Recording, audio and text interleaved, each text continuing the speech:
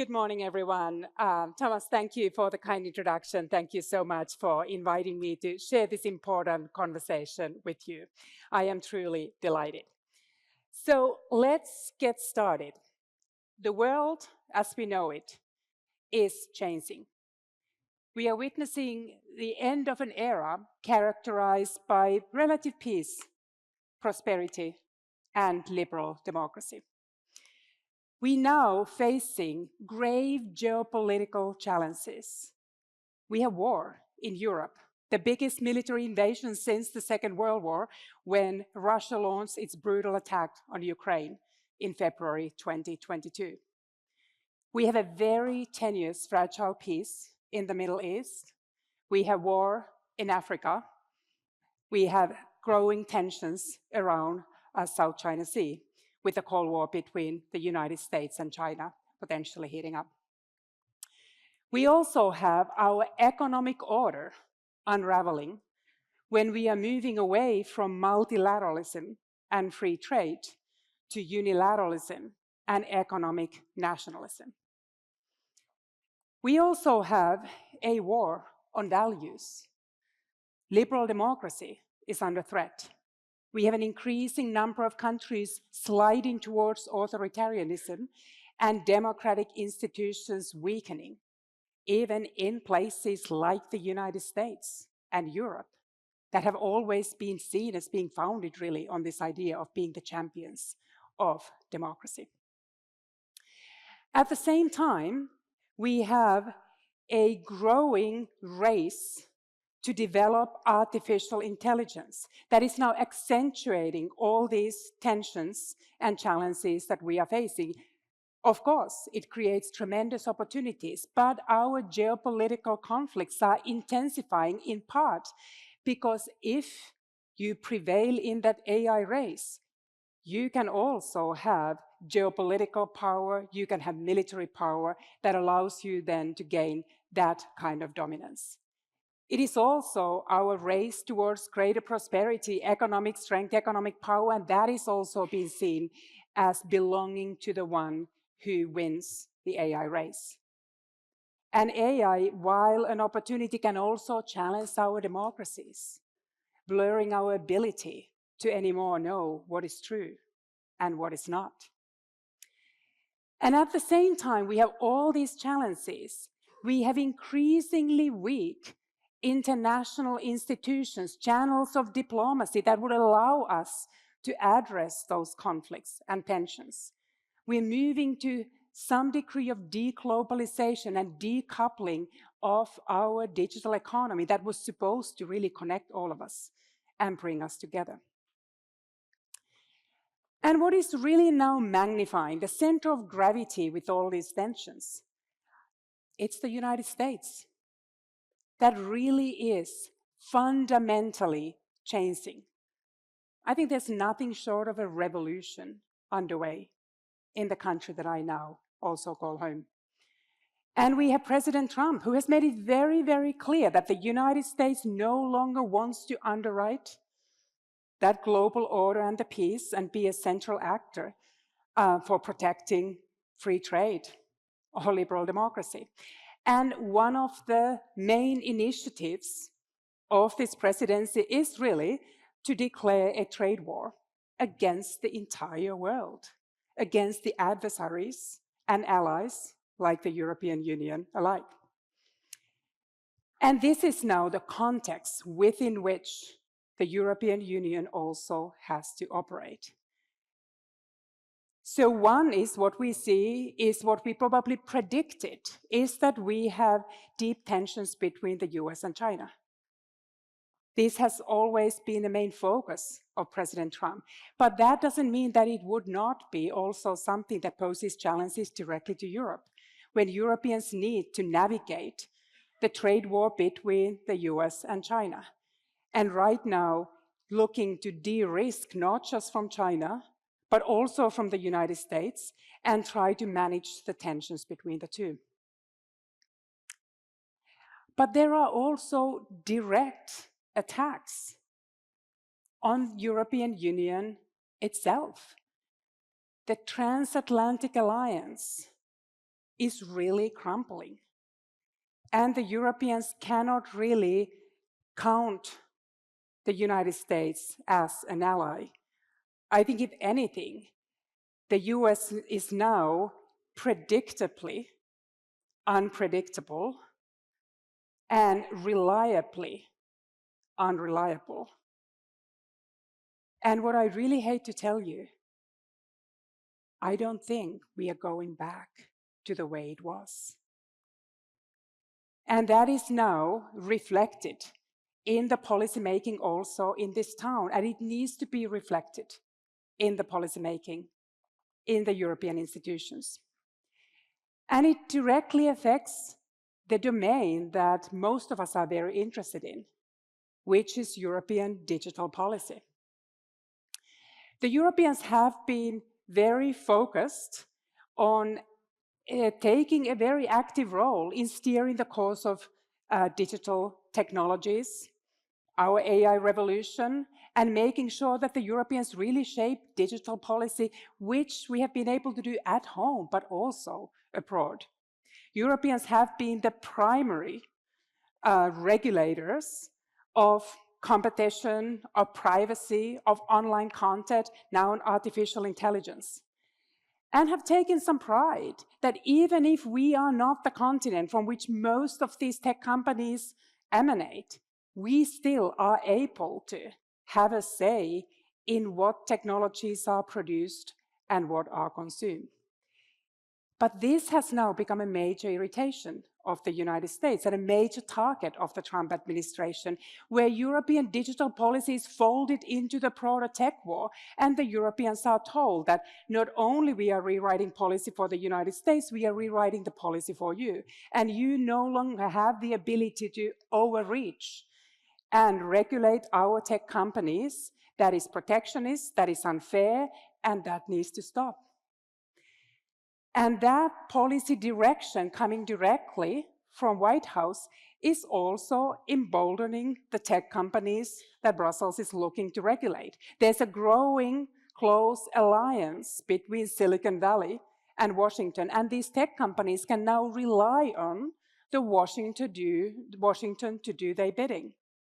So we see these tech CEOs attend President Trump's inauguration, contribute to that inauguration, and now have a direct line to Washington to tell about their grievances with the European Union. And the president is very willing to be that advocate. And he has many tools that he is using now to push back on Europeans. So the Europeans have held quite firm on digital policy. There was a very painful, costly trade agreement that was negotiated between the US and the EU. And you wouldn't think, when you look at the trade agreement, that the United States is only 13% of the EU's trade. 87% of the EU's trade is with the rest of the world. Yet the Europeans were seen as very fundamentally capitulating. The reason is not that there's not the rest of the world that we could trade with. It is that we are fundamentally dependent on the United States, on some key technologies that are very central, including for our national security, our ability to defend this continent. And we need to be able to do that, because these days this is not just about trade. This is not even just about different philosophies of digital economy. It's fundamentally different value base and geopolitical reality and what those priorities are. And the Europeans can no longer trust the United States helping to support Ukraine and helping to support European national security.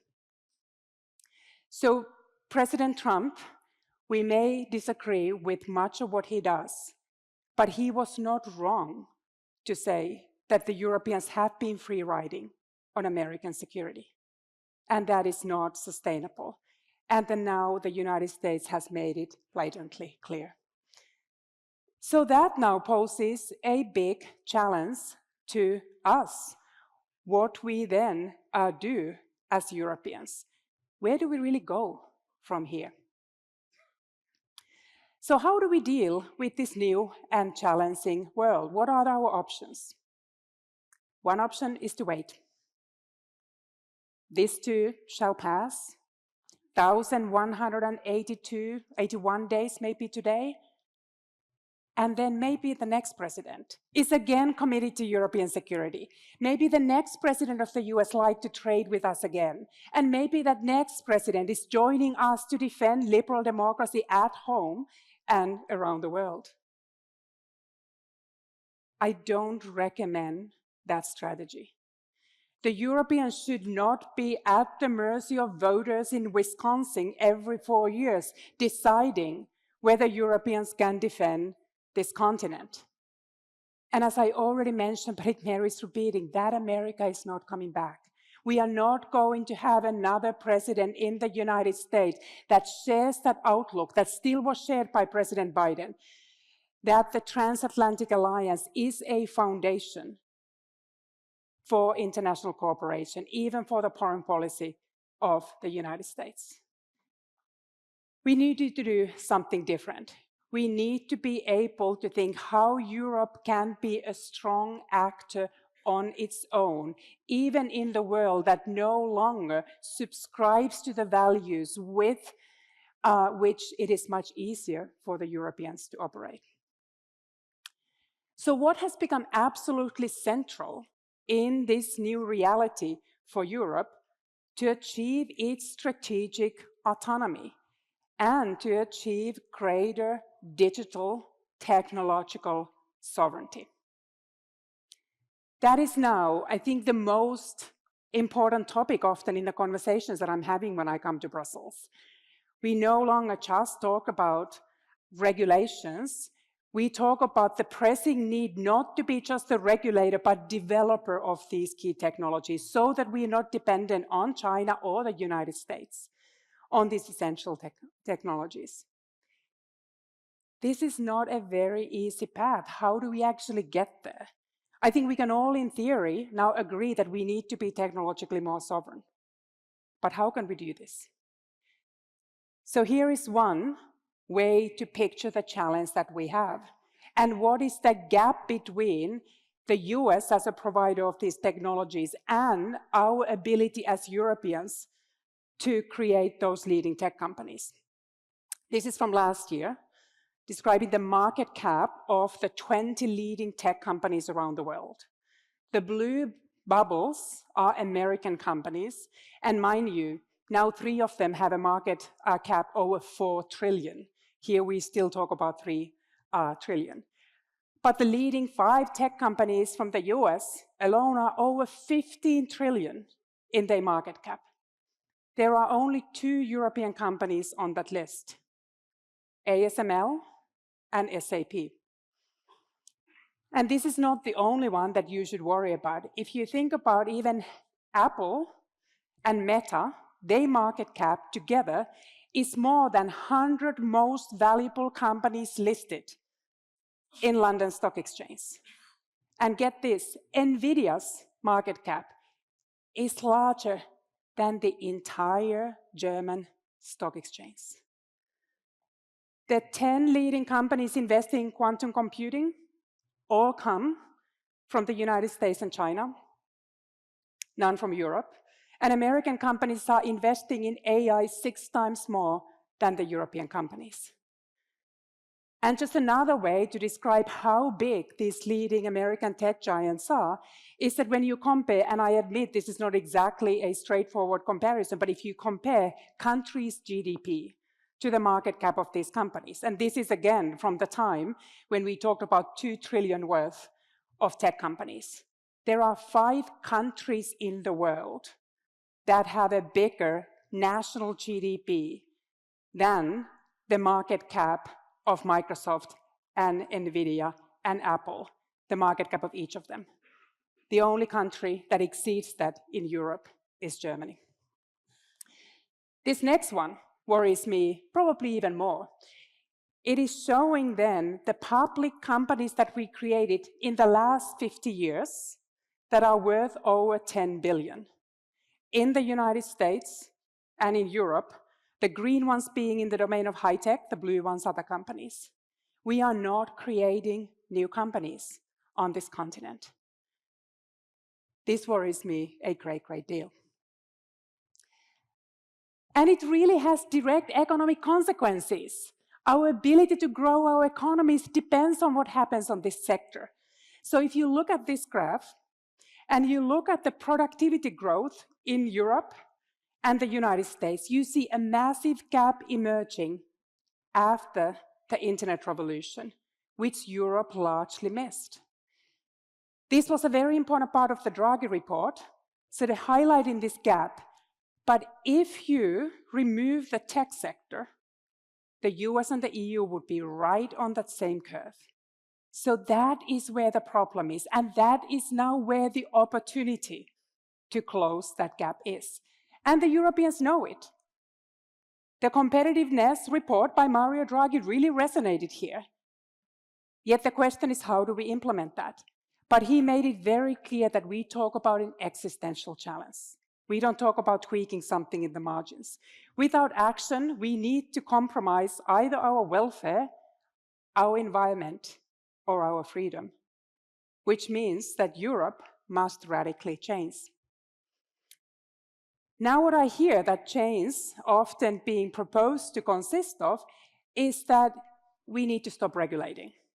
The problem why we are not creating these tech companies is that we are so focused on regulating our digital economy. So the deregulation, simplification, all this is now a very important priority of this Commission. And then fueled with this external challenge where the United States government is pushing the Europeans to abandon its regulations.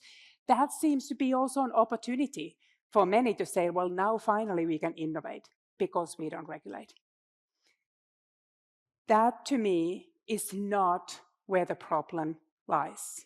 The European commitment to protect the digital rights and our democracy is not preventing us from innovation. There's something much more fundamental going on that explains why the Europeans are behind the United States. What explains all those graphs? And I was sharing with you. Let me offer you 4 alternative reasons that I think are much, much more important for us to focus on. First, we have a fragmented digital market. There is no digital single market in Europe.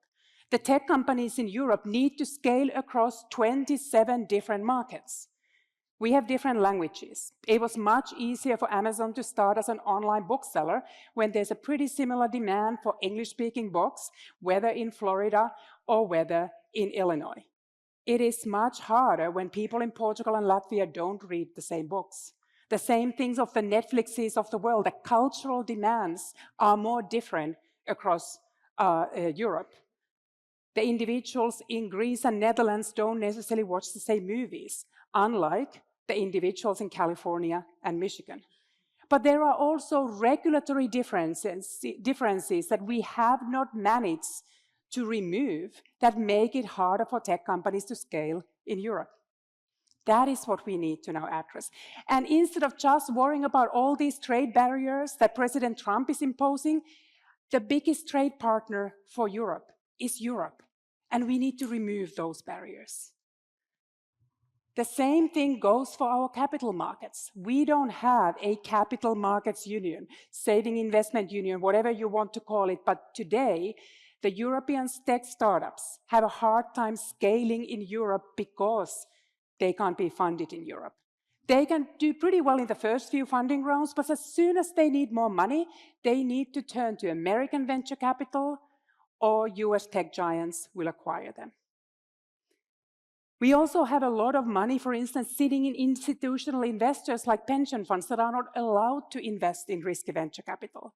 And that money doesn't then get channeled towards European innovations. That's my second issue that I want to highlight as a difference.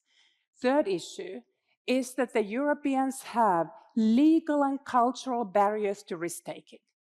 That is really preventing our entrepreneurs to undertake risky investments that you need to do if you want to make progress on technological innovations. We have some of the most punitive bankruptcy laws in the world. Entrepreneurs here, when they go bust after starting their company, they will not have a second chance. Whereas in the United States, it's very different. So the legal and cultural barriers in the US ensure it's built into the whole Silicon Valley funding model. You start a company, you try to do something hard, it doesn't work out, you go through bankruptcy, then you go and raise more money, and guess what? They give you more money because you're working on big things. Americans also don't have this stigma around failure. It is just part of the learning. That's how big things emerge. And I think that's something we also need to incorporate. Finally, my fourth reason.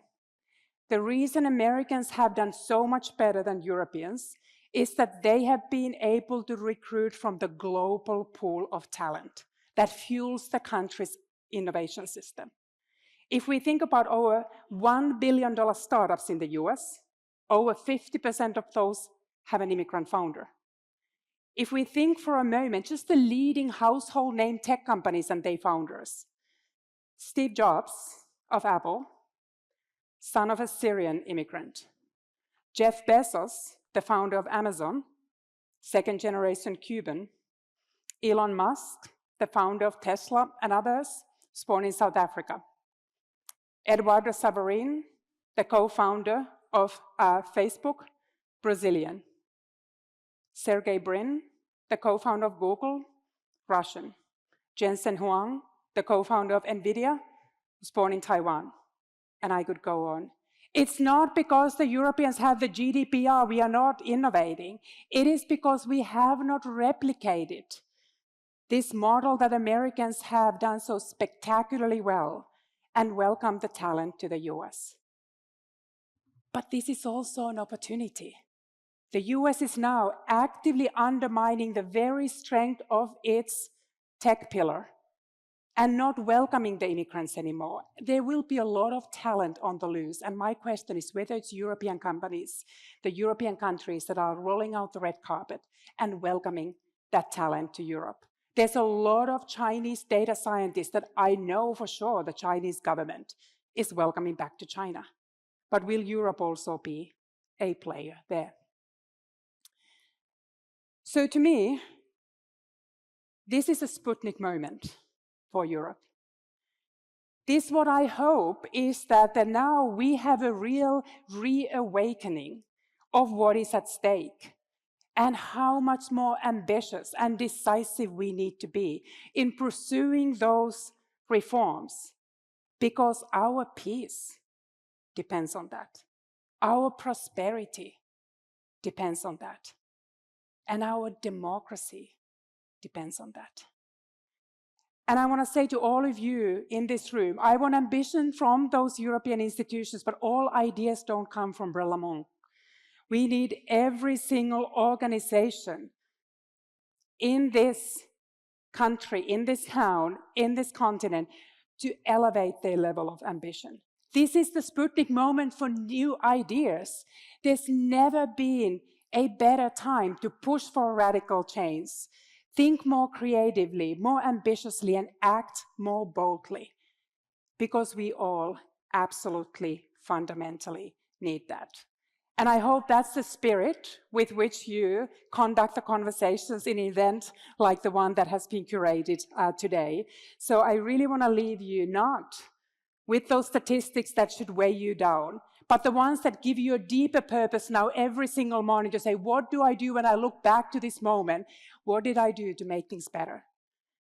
So I wish you ambition, and I wish you creativity. I wish you a lot of resourcefulness and a great, great amount of confidence. Thank you so much for having me.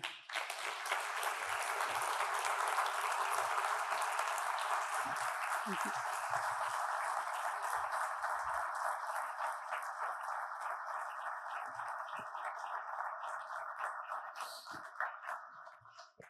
Thank you so much, Anu.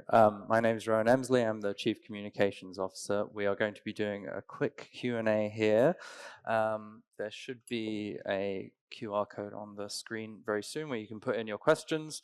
But for now, I'm going to start with one of my own, which is, why is the regulation versus innovation myth, I'll say, so hard to kill? Why is it so sticky?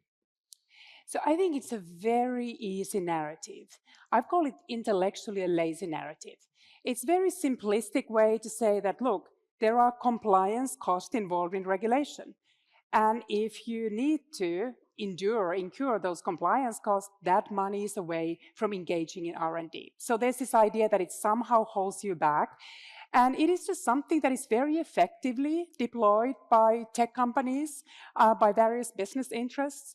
I think that it's just become the kind of mantra that policymakers very easily adopt that. And they say, look, I am for innovation, meaning I am against regulation, even though it is a very, very nuanced debate. And I am not here to defend that every line of every regulation is pro-innovation. Innovation needs to be something that is a key thought when you design regulation. But it's an absolutely false dichotomy to present the policymakers with this choice. Are you for regulation or are you for innovation? Thank you very much. I just got a question in from Hendrik. It says, it feels like there is a lot of thinking of how can we be like the US? But how can we go a new way rather than trying to rival Silicon Valley or copy what's already out there?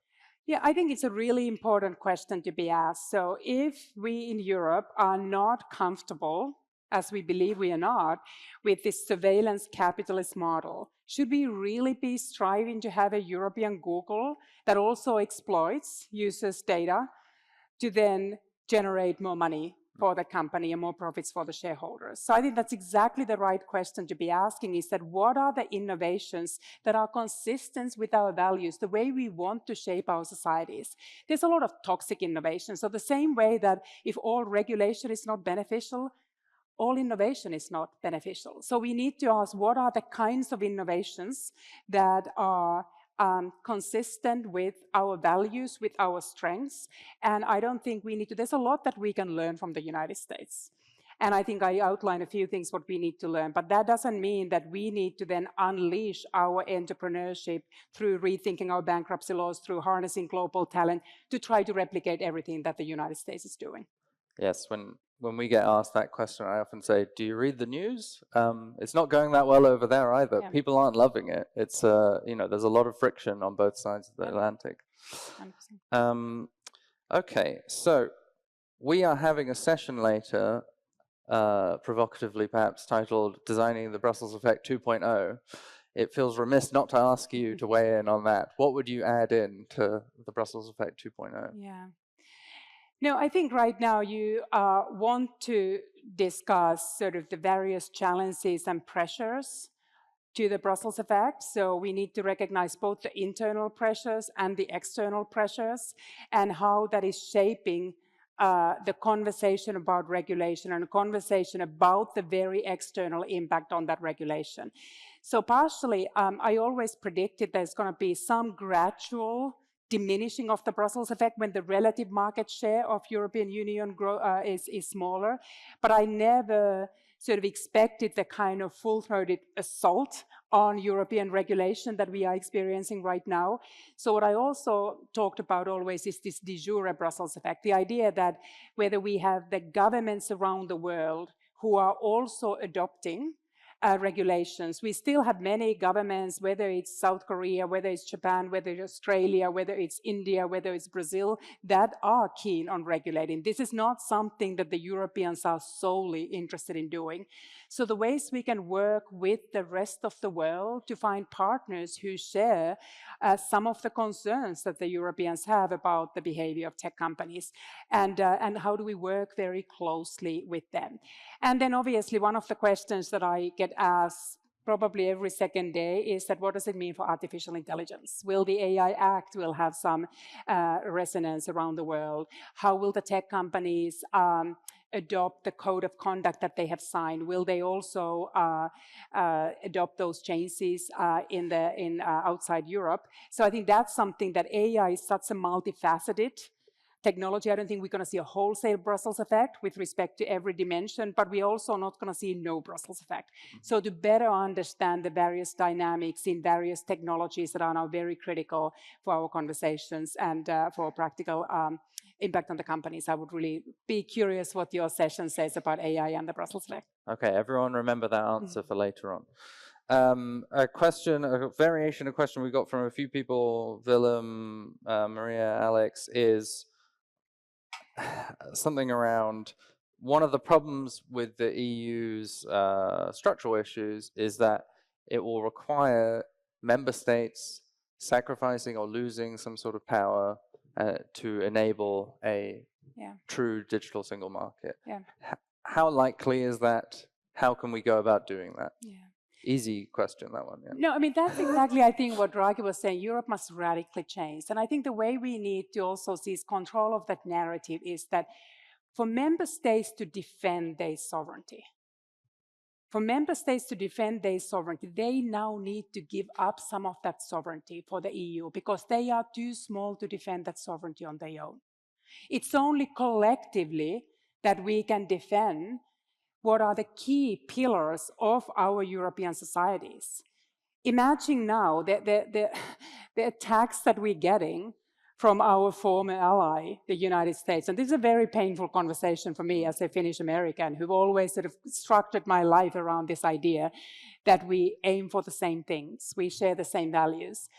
And you can't fight that alone. It's much harder for the Italians to go alone after the US and after China and try to navigate this world. It's much harder for Estonia to do it on its own. It's much harder for Portugal to do it on its own. So it's only if you agree to give up some of that sovereignty in return for actually meaningful sovereignty that you can protect if you have Europe collectively advancing that interest. I think that's the narrative that we should rely on. Right. We have a few questions around innovation in policy and regulatory innovation, including around the idea of regulatory sandboxes to speed up certain things and other regulatory innovations. What are some of the most promising innovations in policy that you're seeing? Yeah, so that's, I think, is the key question to ask, to move from this simplistic narrative that regulation is bad.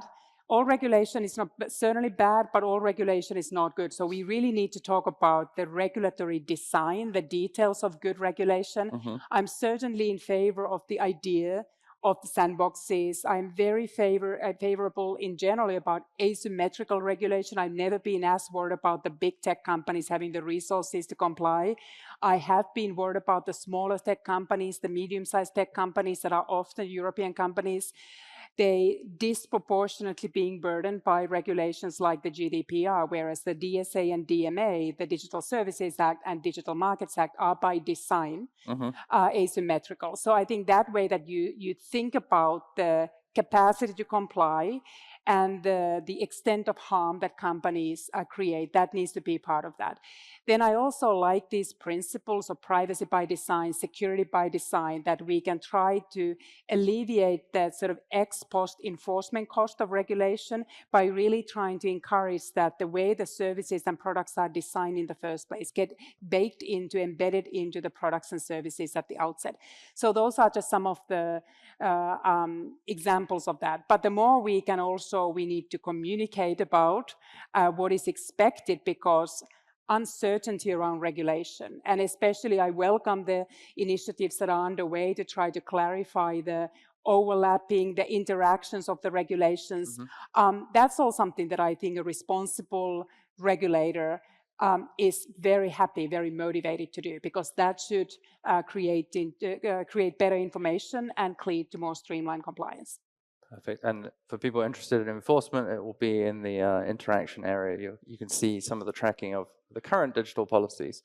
So final question, I think a really good one, is around the talent point.